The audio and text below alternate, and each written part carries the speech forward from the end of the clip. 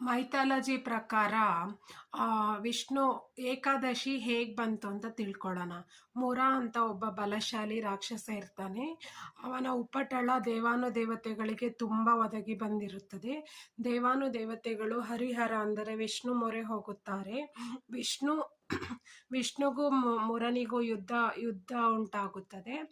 ದೇವತೆಗಳನ್ನು ರಕ್ಷಿಸಲು ಯುದ್ಧ ಉಂಟಾಗುತ್ತದೆ.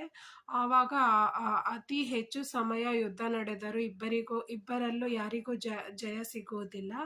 ಸೊ ವಿಷ್ಣು ನಿದ್ರಾಹೀನ ಯುದ್ಧವನ್ನು ಮಾಡಿ ನಿದ್ರಾಹೀನ ಸ್ಥಿತಿಗೆ ಹೋಗುತ್ತಾರೆ ವಿಷ್ಣು ದೇವರು.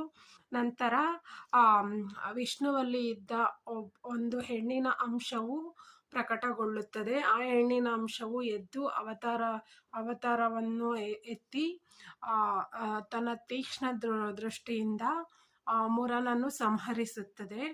ಆವಾಗ ವಿಷ್ಣು ದೇವರು ಆಶ್ಚರ್ಯಚಕಿತರಾಗುತ್ತಾರೆ. ಆವಾಗ ನಿನಗೇನು ವರ ಬೇಕು ಎಂದು ಕೇಳಿಕೋ ಎಂದು ವಿಷ್ಣು ದೇವರು ವಿಷ್ಣು ದೇಹದಿಂದಲೇ ಹೊರಬಂದ ಆ ಹೆಣ್ಣಿನ ಅಂಶವನ್ನು ಕೇಳುತ್ತಾರೆ. ಆವಾಗ ನಿನ್ನ ಈ ದಿನವು ನಿನ್ನ ಪೂಜಿಸುವ ದಿನವಾಗಲಿ ಎಂದು ಹೊರಕೊಡಿ ದೇವರೇ ಎಂದು ಆ ಹೆಣ್ಣಿನ ಅವತಾರಿ ವಿಷ್ಣು ದೇವರನ್ನು ಕೇಳಿಕೊಳ್ಳುತ್ತಾರೆ.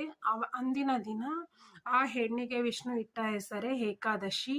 ತರ ಆ ಹೆಣ್ಣಿನ ಅಂಶವನ್ನು ಖುಷಿಯಿಂದ ವಿಷ್ಣು ದೇವರು ನಿನಗೆ ಏನು ವರ ಬೇಕು ಕೇಳಿಕೋ ಎಂದು ಕೇಳಿದಾಗ, ನಾನು ಮುರನನ್ನು ಸಂಹರಿಸಿದ ಈ ದಿನವು ಏಕಾದಶಿಯಾಗಿ ಪ್ರಕಟಗೊಳ್ಳಲಿ. ಸೊ ಈ ದಿನ ಸ್ವರ್ಗಸ್ಥರಾದ ಜನರಿಗೆ ನೇರವಾಗಿ ಮೋಕ್ಷ ಸಿಗಲಿ.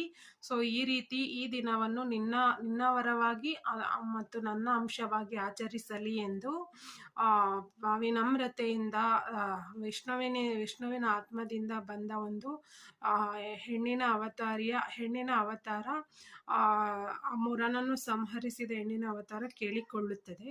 ಸೊ ವಿಷ್ಣು ಒಳ್ಳೆಯ ಮನಸ್ಸಿನಿಂದ ತಥಾಸ್ತು ಎನ್ನುತ್ತಾರೆ. ಸೊ ಇದು ಏಕಾದಶಿ ದಿನದ ವಿಶೇಷವಾಗಿದೆ. ಸೊ ಈ ಕಥೆಯನ್ನು ಕೇಳಿದವರಿಗೆ ಮತ್ತು ನೋಡಿದವರಿಗೆ ಭಗವಂತನು ಒಳ್ಳೆಯದು ಮಾಡಲಿ. ಸೊ ಇದು ವಿಷ್ಣು ಪುರಾಣದಲ್ಲಿ ಇರುವ ಕಥೆಯಾಗಿದೆ.